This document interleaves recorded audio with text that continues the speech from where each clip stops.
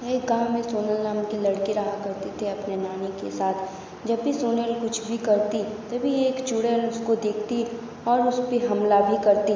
तभी अचानक उस पर सुरक्षा कवच बन जाता है और चुड़ैल उसको कुछ नहीं कर पाती। उसका जादुई शक्ति विफल हो जाता है।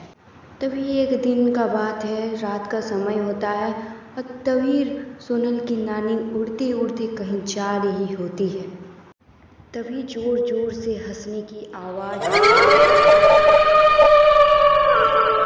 तभी सोनल की नानी हंसने का आवाज़ सुन के रुक जाती है और देखती है कि वहाँ पर हंसते हंसते एक चुड़ैल आ रही है डरावनी हंसी के साथ।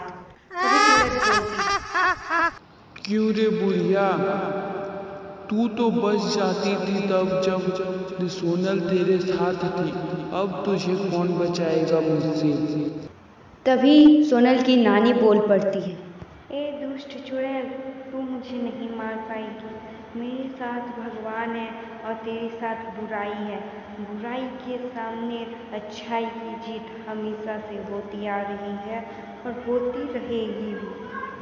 और 4 साल बाद सोनल नागरानी बन जाएगी और तू उसे नागमणि छीन।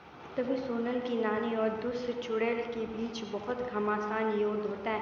ऐसे ही बहुत समय तक युद्ध होने के बाद तभी सोनल की नानी ने एक शक्ति का वार किया जिससे चुड़ैल पीछे हो गई। फिर चुड़ैल ने भी सोनल की नानी पर एक शक्ति का वार किया और नानी भी पीछे। फिर दोनों ने अपनी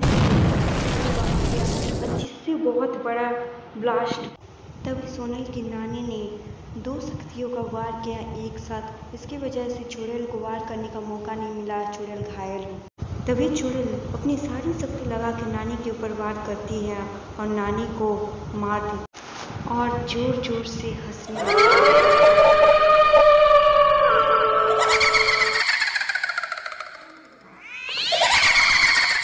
तभी हंसते हंसते चुड़ैल वहाँ से चली जाती है। तभी चुड़ैल की जाती ही नानी के शरीर से एक रोशनी निकलती और वहाँ पे दौड़ते दौड़ते सोनल आ जाती है और नानी नानी चिल्लाने लगती है।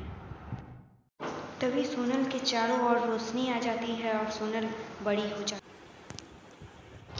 सोनल के मुंह से जादुई शक्ति निकलती है और शक्ति नानी को छूते ही ऊपर से एक रोशनी आती है नानी के ऊपर और नानी ठीक हो जाती है।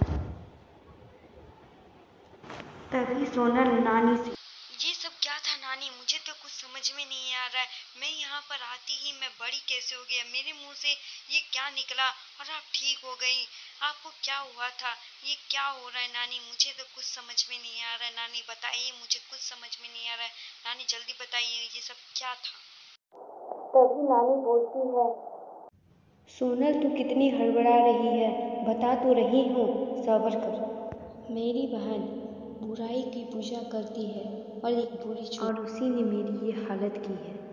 पता है जब तुम अगले जन्म में नागरानी बनने वाली थी तो उसने तुमको धोखे से मार दिया था।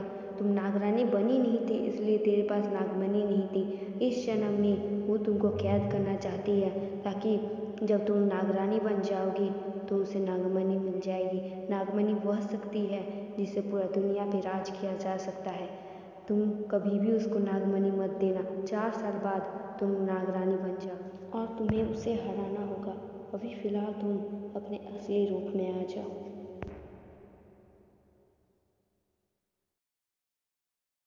तभी चारों तरफ रोशनी के साथ सोनल छोटी हो जाती है। फिर सोनल नानी से, नानी मुझे इतना तो समझ में आया कि वो मुझे नागमणि के लिए मारना चाहती है, लेकिन वो आपको क्यों मारना चाहती है, वो तो आपकी बहन है ना। भला कोई बहन को क्यों मारना चाहती, वो मुझे नागमणि के लिए मारना चाहती है, फिर आपको क्यों। नहीं सोनल बेटा, उतना दिन से तुम्हें बचा कर रखा है इसलिए वो मुझे मारना चाहती है। नानी अब तो 4 साल बीत गया, अब वो चुड़ैल कब आएगी और 2 दिन के बाद मैं नागरानी बन जाऊंगी। देखो सोनल बेटा, वो दुष्ट चुड़ैल कभी भी आ सकती है। अब तुम्हें उसे हराना पड़ेगा। नहीं हराई तो वो पूरी दुनिया पे राज करेगी और सबको मार डालेगी और खा जाएगी। तुमको सबको बचाना पड़ेगा क्योंकि तुम एक शिव वरदानी नागरानी। तभी 2 दिन बीत जाता है और बहुत जोर जोर से किसी का आवाज आने लगता है।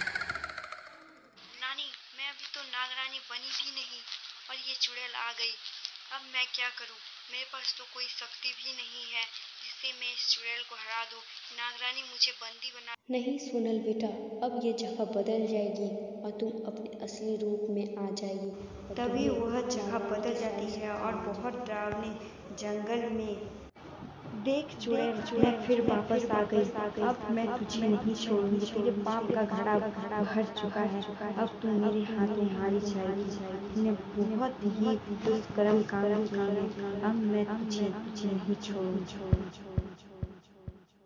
तभी सोनल के ऊपर एक रोशनी आई और सोनल पूरी तरह से नागरानी बन गई। देख सोनल, अब तू नागरानी बन गई। अब मैं तुझे नहीं छोड़ूंगी। अब दोनों की शक्तियाँ बराबर हैं। अब तुझे मार के मैं नागमणि अपने नाभि में रख लूंगी और मैं तुझे छोड़ूंगी नहीं और पूरी दुनिया पे राज करूंगी। पूरी दुनिया को तबाह कर दूंगी मैं। हाँ, देखते हैं कि अब सच्चाई की जीत होती है कि बुराई की। ले अब तू मर।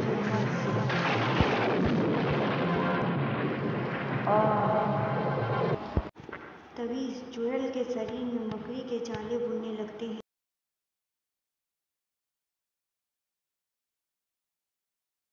हैं और आग जलने लगते हैं और बहुत ज़्यादा धुआं उठने लगता है वहाँ। चुड़ैल का शरीर आग से जलते ही वहाँ पर एक रोशनी सा आ जाता है और चुड़ैल के शरीर के इर्द जैसे ही सोनल उस रोशनी के पास जाती है और झुकती है, तभी उसके मुकुट से टच होकर रोशनी उसके अंदर चली जाती है। के फूलों की बारिश होती है और वह एक बड़े से महल में पहुँच जाती है और नागरानी बन जाती है।